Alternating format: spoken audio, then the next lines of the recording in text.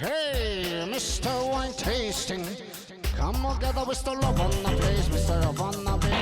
Hi guys, this is Olivier and welcome to Wine Rendez-Vous. Today we're going to tackle together a question I get a lot. Olivier, should you let your wine breathe? The answer to that question is yes, do let your wine breathe. Technically, letting your wine breathe is called oxidation, meaning the oxygen of the air will go inside your wine and attack, alter the chemical structure of your wine, making it taste different. Okay, how? Well, two main consequences to oxidation. One, the aromas are going to open up. You know, when you first open a wine, it's a bit shy, it's a bit discreet, blah, blah, blah. So you might want to expand these aromas to let them open. That happens with oxidation, okay? So good stuff. Consequence number two of oxidation, tannins. You know, the little mouth drying texture that you get in the reds will tend to fade away, okay? So the texture of your wine tends to evolve towards something much more silky. Aromas and tannins. Okay. But now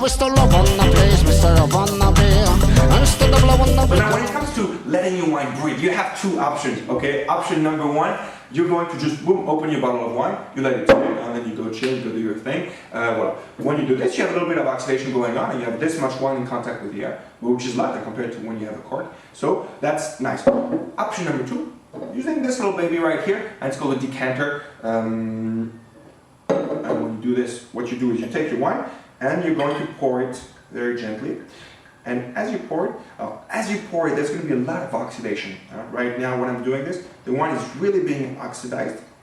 So that's one thing. And then once you're done pouring, well, there's going to be a great surface of wine in contact with the air, right here. Instead of this much when you just let your wine sit, there's going to be all that much. So the effects of oxidation are going to be just magnified. So really make this your everyday life, everyday tool, let's say, in life.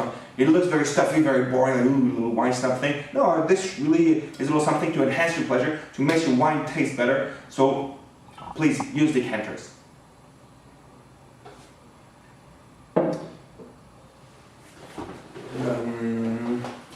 How long should you let?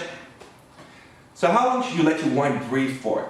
I would say a lot of time. You can go a good 2 hours in average for most wines. For the really big ones, you can give it even more time. Open it for lunch, drink it for dinner. Voila. Just be aware that when you decant your wine, the effects of the oxidation are amplified, so it goes much quicker with a decanter. Okay. Now, when it comes to which wines should you let breathe?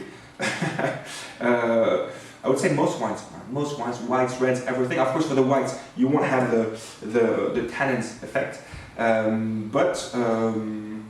Voila. The ones you don't want to decant are really the bad ones. These ones you prefer they stay pretty shy. And the really, really old ones. The really old ones might not take too much oxidation.